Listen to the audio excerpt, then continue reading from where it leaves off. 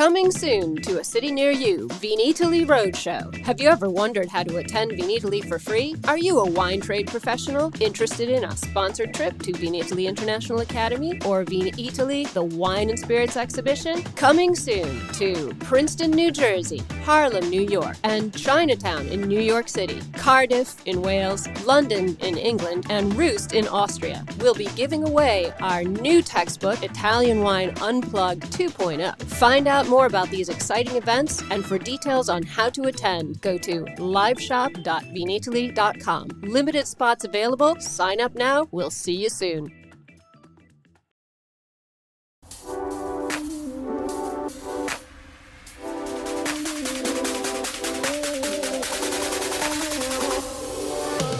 Welcome to another episode of On the Road Edition, hosted by Stevie Kim. Each week, she travels to incredible wine destinations, interviewing some of the Italian wine scene's most interesting personalities, talking about wines, the foods, as well as the incredible travel destinations. Alberto had to catch a plane. You know, everybody's busy. But we have Amedeo, baby Moretti Cuseri. We didn't talk about Orma, which is in Bulgaria. Tell us a little bit about that. When you've started, we got Orma in 2004. Mm-hmm. Orma is actually in Bulgaria, which is a dream place. Bulgaria is so beautiful because you have 1,100 hectares. The appellation is very small. Yeah, it's tiny. It's very tiny, but it's in a super beautiful place because it's exactly in front of the sea, in Maremma, north part of Maremma. And the terroir and the soil is very eclectic because you go from the sands, which is of course by the sea for a sandy soil, up to the rocky, like red rocky, full of iron, like very huge minerality. And then suddenly you have this beautiful macchia mediterranea. And then just behind our head, you have this beautiful Alpi Apuane, which protect actually the area from the cold freeze of the north. We call it Orma because this is in a specific place. Orma in Italian means footprint. So it's 7.5 hectares in the Via Bulgarese, which is like a very good area for vines. And we're just next to Ornellaia and the vineyards of Sassicaia. So when we got this very small property, the idea was like to put our footprint in the middle of the big giants. And so, but it's a small property, right? Very small. It's 7.5 hectares, and we planted 5.5. Okay, so 5 of Merlot, Cabernet Franc, and Cabernet Sauvignon. And what wines are you producing in Orma? We're producing 2 wines. Orma, which is the IGT, the cru, and then the little brother, which is the Bulgari DOC. And actually, it's the same cepage, same blend. But Passi di Orma come from the youngest vines, and Orma come from the eldest one. And what are your developments? Like, what do you see in the future with Orma?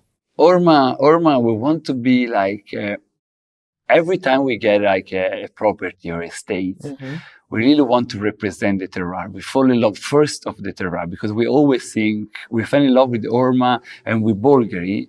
Once we get there, when you breathe and you see all the beauty that is there, we always think that the vines is gonna live and gonna breathe and gonna live the same as we feel. So every time we get a new estate, we want to represent and to express at its best the terroir. And Orma, it has to be like a Bordeaux blend, but that it has this soul and this, not aggressivity because it's too strong, but this like strong soul of the terroir.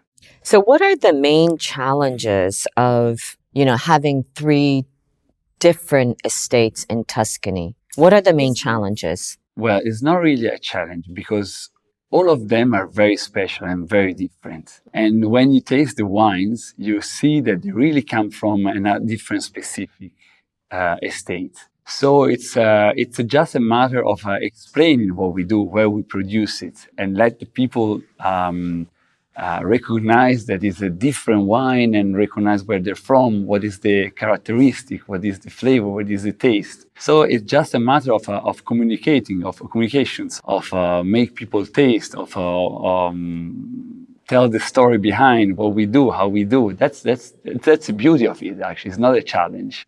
So listen, when did you start with the company? I started in 2019.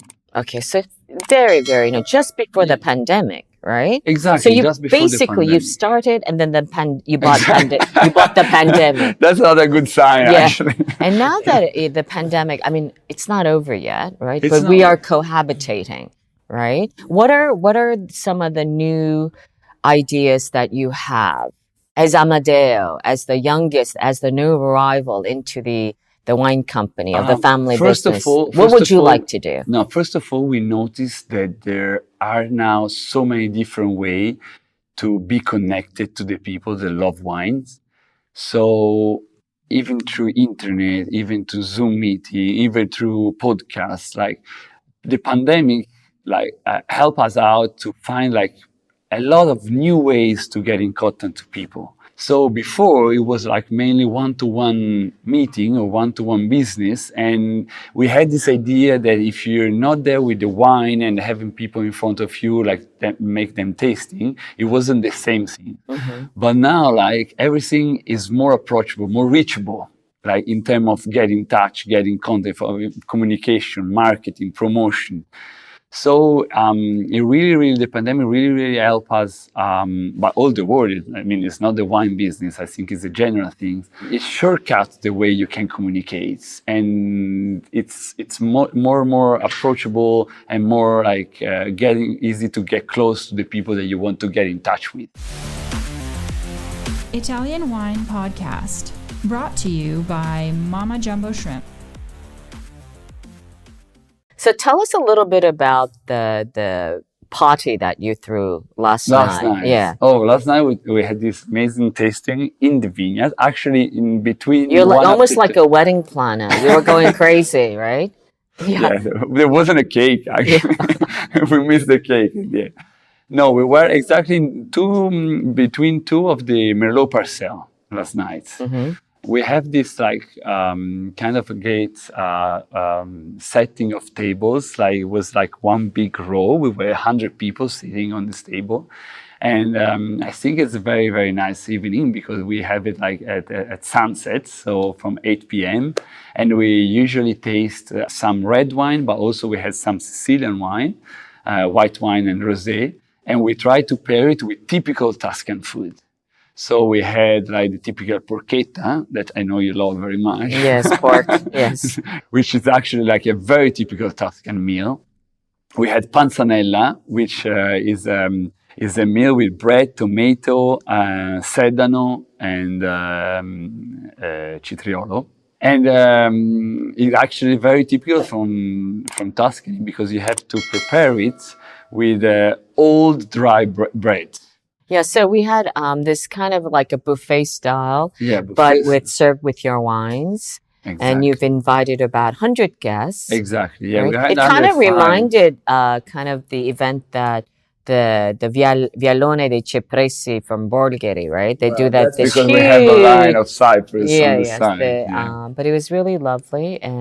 But how often do you do this? We do this kind of event twice a year in summer. So just a small segue into the other estates, because you do have other estates, not just in Tuscany, but also in Sicily, our next favorite region. Where are your wineries in Sicily? Feudo Macchia, which is in Noto, south of Sicily, like the southest part of Sicily. If you but it's an inland, right? Inland, yes. Mm-hmm. No, it's not inland, it's by the sea. It is the seaside. Yeah, it's by the seaside, yeah. It's on the seaside, but in the south.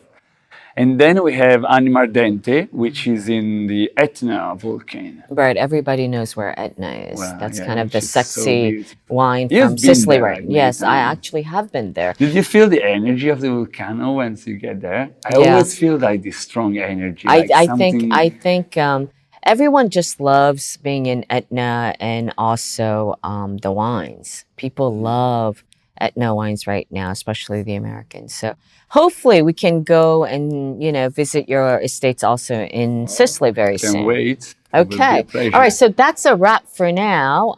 I know we're heading into Arezzo, and Amedeo is going to be kind of our cicerone. He's going to show us, where to get the best coffee and best pastries and Give us a lovely town. How far is Arezzo from here? 15 minutes by car. Okay, Very so close. alrighty, so see you in Arezzo, and that's a wrap for now. Chin Chin with Italian wine people from Sette Ponti. Ciao ragazzi! Ciao!